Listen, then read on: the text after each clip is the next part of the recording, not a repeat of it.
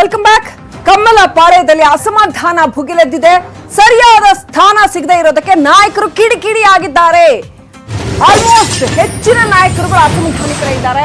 News 18 Kannada ಜೊತೆ Ramdas ಬೇಸರವನ್ನ ತೋಡ್ಕೊಂಡಿದ್ದಾರೆ.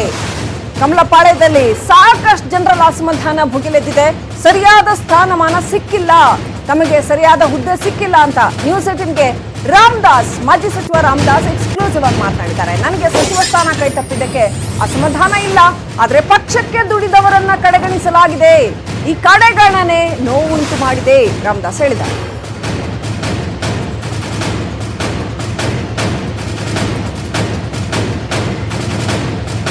So Ramdas ಏನ್ ಹೇಳಿದ್ರು ನೋಡೋಣ ಬನ್ನಿ.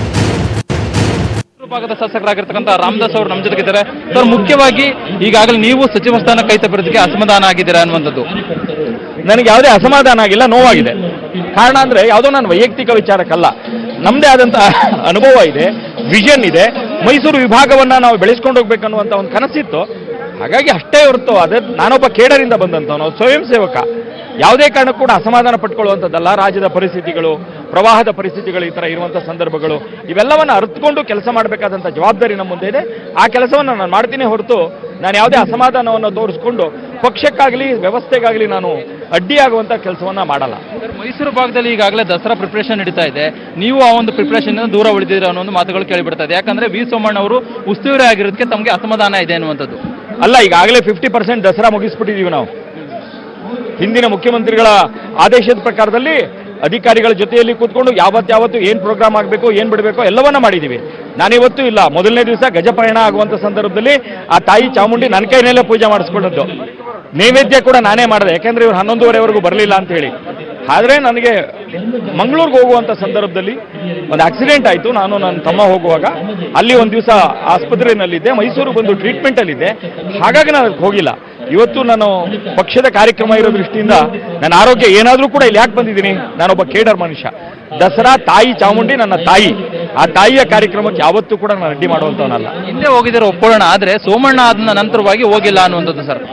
ಅಲ್ಲ, ನಾನು ಹೇಳಿದ್ನಲ್ಲ, ಸೋಮಣ್ಣ ಆದ ದಿವಸನೇ ನಾನು ಗಜಪಯಣದಲ್ಲಿ ಪೂಜೆ ಮಾಡಿದ್ದೀನಿ. ಸೊ ಹಾಗಾಗಿ 2 ದಿವಸಗಳ ಕಾಲ ನನ್ನ ಆರೋಗ್ಯ ಸರಿ ಇರಲಿಲ್ಲ, ಹಾಗಾಗಿ ನಾನು ಹೋಗಿಲ್ಲ ಅಷ್ಟೇ. ಕೆಲವೊಂದು ಹೈಕಮಾಂಡ್ ಆಗಿರ್ಬೋದು, ಯಡಿಯೂರಪ್ಪ ಆಗಿರೋ ತೀರ್ಮಾನ ಆಗಿದೆ. ಆ ವಿಚಾರವಾಗಿ ಏನು ಹೇಳ್ತೀರಾ ಸರ್? ಕೆಲವೊಬ್ಬರಿಗೆ ಹೊಸದಾಗಿರುವಂಥವ್ರಿಗೆ DCM ಕೊಟ್ಟಿರಲಾಗಿದೆ, ಬೇರೆಯವರಿಗೆ ಸಚಿವ ಸ್ಥಾನ ಕೊಡಲಾಗಿದೆ, ನಿಮಗೂ ಕೂಡ ಕೈ ತಪ್ಪಿದೆ. ಏನು ಹೇಳ್ತೀರಿ ಸರ್ ಈ ಒಂದು ನಿರ್ಧಾರಗಳ ಬಗ್ಗೆ? ಇಲ್ಲ, ನಾನಾಗಲೇ ಹೇಳಿದೆ, ಒಂದು it's a prerogative of the chief minister to select the team. ಅವರು ಟೀಮ್ ಕ್ಯಾಪ್ಟನ್, ರಾಜ್ಯಕ್ಕೆ ಅವರು ಒಳ್ಳೆಯ ಫಲವನ್ನು ಕೊಡಬೇಕಾದಂಥ ಅವಶ್ಯಕತೆ ಇರುವಂಥವ್ರು. ಅವ್ರು ಯಾರು ಬೇಕೋ ಅವ್ರನ್ನ ಸೆಲೆಕ್ಟ್ ಮಾಡ್ಕೊಂಡಿದ್ದಾರೆ. ನಂದು ಯಾವುದು ಕಾಮೆಂಟ್ ಇಲ್ಲ ಅದಕ್ಕೆ ಸಂಬಂಧಪಟ್ಟಾಗೆ. ಅವ್ರ ಜೊತೆಯಲ್ಲಿ ಪೂರ್ಣ ಪ್ರಮಾಣದ ರಾಜ್ಯದ ಹಿತದೃಷ್ಟಿಯಿಂದ, ಪಕ್ಷದ ಹಿತದೃಷ್ಟಿಯಿಂದ ಕೆಲಸ ಮಾಡ್ತೀನಿ. 2ನೇ ಬಾರಿ ವಿಸ್ತರಣೆ ಮಾಡುವಂಥ ಸಾಧ್ಯತೆ ಇದೆ.